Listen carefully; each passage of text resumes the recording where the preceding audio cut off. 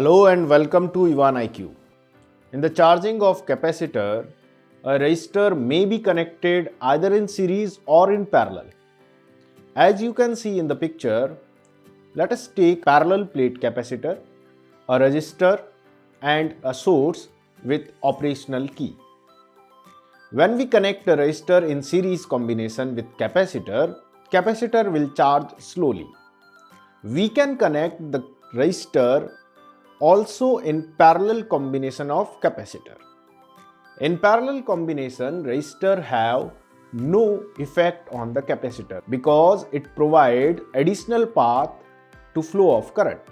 In the charging and discharging of capacitor, switch S is closed and the capacitor start charging. In this transient state, potential difference across the capacitor and resistor will be same. And when the capacitor get fully charged, all potential difference appear across the capacitor and nothing is left on a resistor. In the transient state of charging, charge on the capacitor at any instant is Q equal to Q naught 1 minus e to the power minus t by RC. And as you can see in the graph, when capacitor is charging continuously, the charge Q increasing in parabolic order and the potential difference across the capacitor at any instant will be V equal to V naught 1 minus e to the power minus t by RC. In the charging of capacitor, let us take two parallel plates of metal and connect them with a source or battery. Then the electron will flow towards the positive side of battery and both the plates acquire a uniform polarity. Like one plate acquire positive charge and another acquired a negative charge. Now the capacitor is fully charged and we got a saturation curve of a charge Q. After completion of charging, replace the battery with a load device or we can say a bulb. When we connect a bulb with fully charged capacitor, then the electron from one plate will transfer or will flow towards the positive side of capacitor. And during this flow, electric current will flow which will convert electrical energy into light energy. It's the time of discharging of capacitor. When capacitor get fully discharged, no current will flow through the circuit. And in that case, the charge and potential curve. During the discharging of capacitor, we got decreasing parabolic curve of Qt. It means at any instant the value of Q is Q equal to Q naught e to the power minus t by RC. During the discharging of capacitor, the potential difference at any instant will be V equal to V naught e to the power minus t by RC. Means again we got a parabolic decreasing curve like this. Let us solve some numericals or diagram based capacitor circuits. We have three capacitors.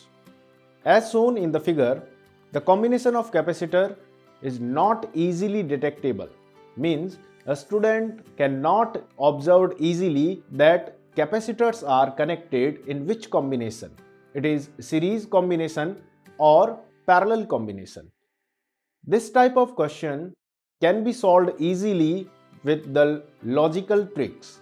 And the logical trick is when there are no capacitor in the branch, then the potential difference of both the point will be same. It means what? The external wire covering two group of capacitors above AB and below AB have a equal potential on both the ends. That's why we will rearrange the circuit like this. And when we rearrange the circuit, we can easily find the equivalent resistance of this circuit. It means these three resistors are connected in parallel combination. Then the formula for parallel combination is C equal to C1 plus C2 plus C3. If in a network 5 capacitors are arranged like this, then the network is called Wheatstone bridge type circuit. And in that case, if the bridge is balanced, means C1 upon C2 equal to C3 upon C4. Then we can remove the fifth capacitor C5 in the middle arm. Now our circuit will be easy.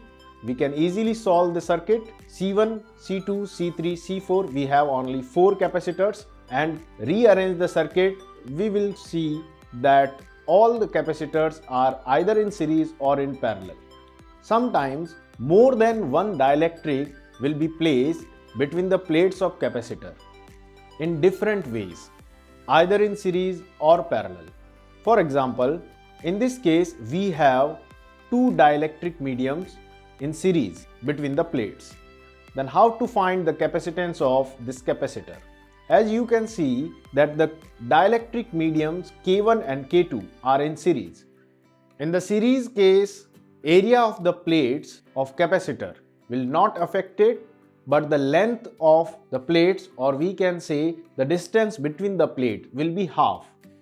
Then the new formula for first capacitance C1 due to dielectric K1 is C1 equal to K1 epsilon naught A upon D by 2.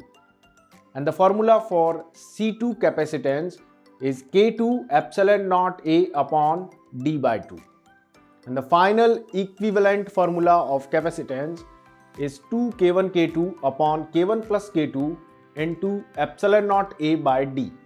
In other case, if 2 dielectrics are in parallel, then the area of the plate will divide it, but the distance between the plate is unaffected. In that case, the capacitance for each dielectric will be C1 equal to K1 epsilon naught A upon 2D and C2 equal to K2 epsilon naught A upon 2D. And the final equivalent capacitance formula is K1 K2 upon 2 into epsilon naught A by D. Now the third case is very important. In this case, we have 3 dielectric between the plates of capacitors. 2 dielectric K1 and K2 are in series, and the whole combination is parallel with third dielectric K3. And in this case, area and the distance between the plate both are divided, means area for K3 is A by 2, area for K1 K2 is also A by 2, length for K1 and K2 is L by 2 or D by 2, but length for K3 is only L. Then put the values in the formula and we got C1 equal to K1 epsilon naught A by 2 upon D by 2, means finally C1 equal to K1 epsilon naught A by D, C2 equal to K2 epsilon naught A by D, and C3 equal to K3 epsilon naught A by 2D. Now put the values in final formula of equivalent capacitance, which is C1 C2 upon C1 plus C2 plus C3, and finally we got K1 K2 upon K1 plus K2 into K3 by 2 into epsilon naught A by D.